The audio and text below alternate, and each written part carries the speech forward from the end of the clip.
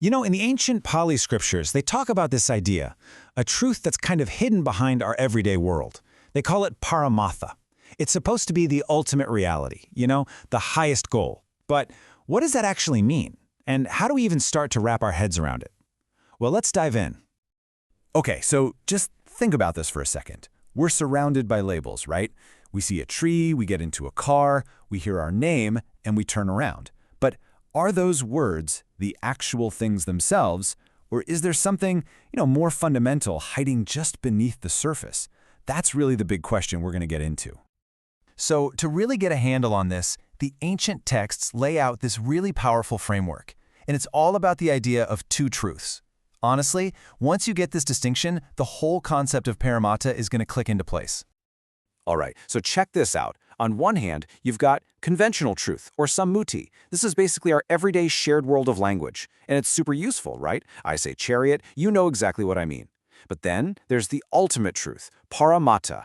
This is where things get interesting. It asks, what is a chariot for real? If you actually look at it, it's just a bunch of parts, wheels, an axle, some wood. The word chariot is just a convenient label we slap on it. It's a concept, not the fundamental reality of what's there. And here's the kicker.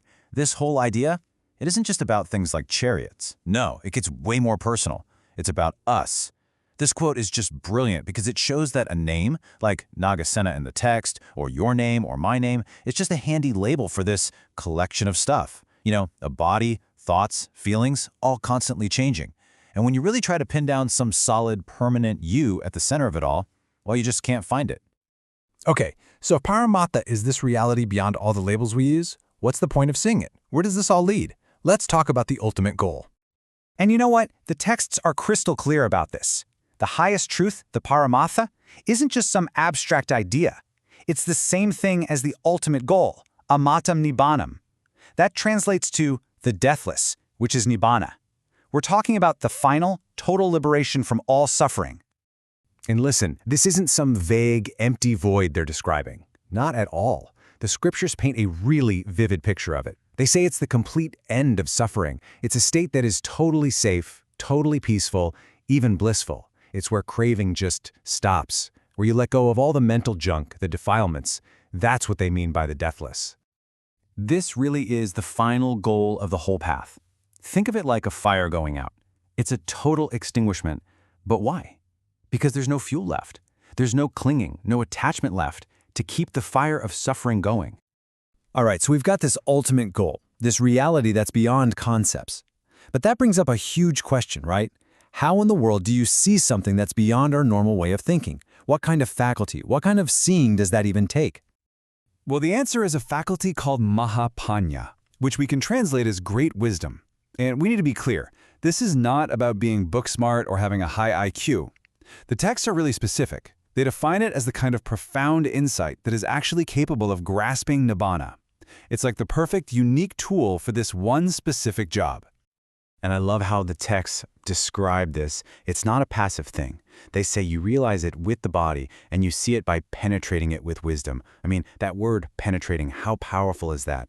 It's not just taking a casual look. It's an insight that is so sharp it literally cuts through all the layers of illusion to see things exactly as they are.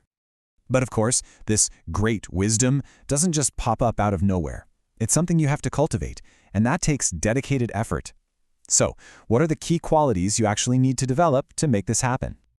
Okay, so the scriptures point to three big ones over and over again. First up is araraviryo. This is about having aroused, diligent energy. You gotta have that drive because this path takes consistent work. Second, alinacitto, a steadfast, unshrinking mind. This is so important because you have to be able to face some difficult truths without backing down. And third, akusita vutti, which is basically a non-lazy disposition. It's about building diligence right into who you are.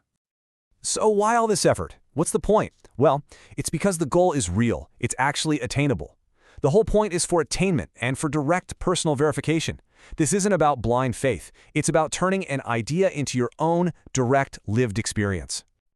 All right, let's pull all these threads together. What does this journey actually look like? What happens when you shift from just seeing conventional truth to realizing the ultimate one? Here's a good way to picture it. Think about it. Most of our lives, maybe 80% of our awareness is just completely soaked in conventional reality. You know, the world of labels, stories, and ideas we have about everything. The whole spiritual path, then, is about cultivating the kind of clarity that lets you see through all of that, to start getting a glimpse of the underlying ultimate reality, the Paramattha. So at the end of the day, this isn't just some dusty old philosophical exercise. It is a radical shift in how you see everything. It's the difference between being lost, staring at the map of your own thoughts and labels, and actually, finally, experiencing the territory itself, the fundamental reality of what's right in front of you. And that leaves us with one last really big question to chew on.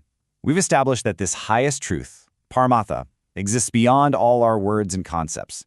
So how do we, people who think in words, talk in words, live in a world made of words, how do we even begin to see it?